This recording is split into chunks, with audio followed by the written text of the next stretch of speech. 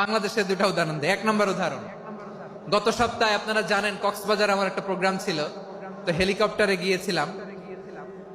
ফেনী জেলা যখন পার হচ্ছি আমি দেখলাম তিনটা উইন্ড মিল ছিলেন তো, বিশাল পিলার, তিনটা চারটা পাখা থাকে।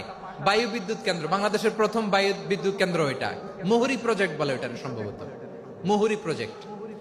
তো সাগরের বাতাসের ঝাপটায় এটা ঘুরে এনার্জি হয়, ইলেকট্রিসিটি উৎপাদন হয়।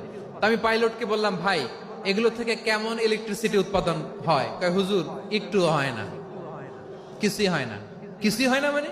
বলে হুজুর বাংলাদেশে যত উইন্ড মিল আছে এটার পাখা একটাও ঘুরে না। আল্লাহ, বলেন কি? তাহলে এই যে কোটি কোটি টাকা ব্যয় করে যে উইন্ড মিল, কয় হুজুর ভিতরে ফিটফাট, উপরে ফিটফাট, ভিতরে সদরঘাট।